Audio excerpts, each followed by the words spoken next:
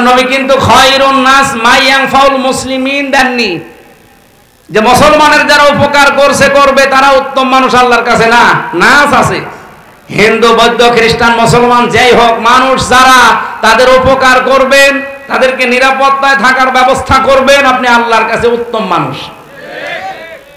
কালকে রাত 11টার দিকে আমার ঘরে একজন হিন্দু এসেছিল। আমি মনে করলাম যে মুসলমান হওয়ার জন্য এসেছে, না, এসে আমার একটা ভিডিও দেখাচ্ছে। কি ভাই নাম জিজ্ঞাসা করলাম, বলছে বিনোদ কুমার আগরওয়ালা, অনেক ধনী মানুষ কুষ্টিয়াতে। কি কি জন্য এসেছে নাম শুনে আমি এবার বুঝলাম যে ও আমার ধর্মের না অন্য ধর্মের। আমার বলছে হুজুর আমি মুসলমান হওয়ার জন্য আসিনি, আমি একটা ভিডিও দেখাতে চাই।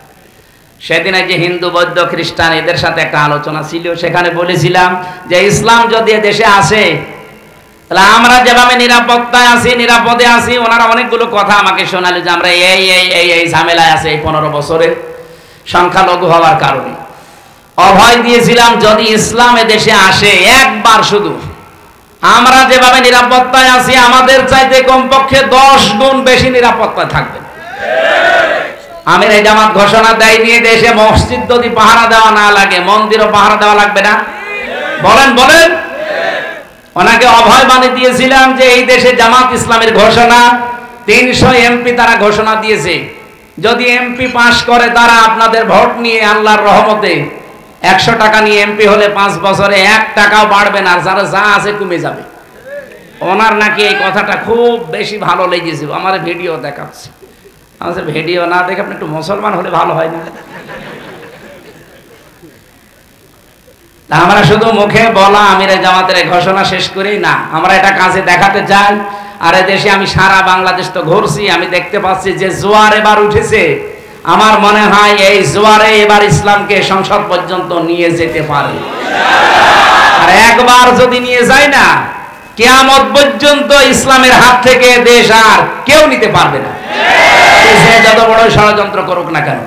আমরা এবার একটু দেখানোর সুযোগ পেয়েছি, দল মত নির্বিশেষে ইসলাম যারা মানে। আগে একটা কথা ছিল যে 2 জন ইংরেজি শিক্ষিত মানুষ এক জায়গায় থাকতে পারলে টুপিওয়ালা 2 জন এক জায়গায় থাকতে পারে না, কিন্তু এটা ভুল প্রমাণ হয়েছে।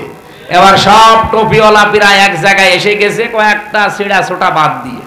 ওগুলো হুজুর না, ওগুলো খেজুর, ওগুলো ওলামা লীগের মতো, বালাম বিন বাওরার মতো, ফরিদ উদ্দিন মাসুদের মতো। ওগুলো আলেম বললে গোনা হবে, আলেম নামে ওগুলো জালেম।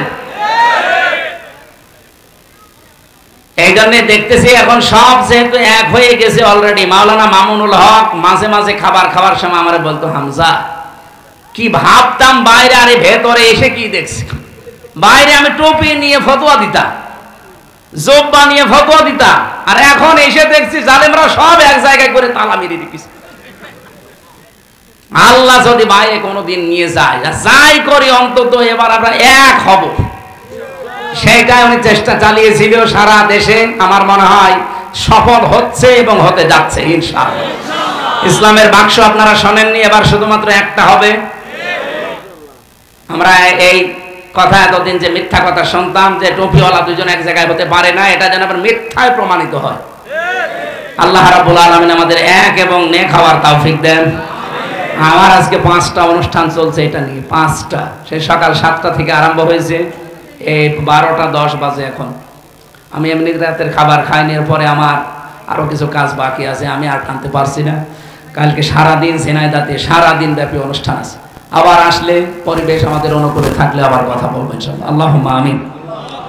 লা ইলাহা ইল্লা আনতা সুবহানাক ইন্নী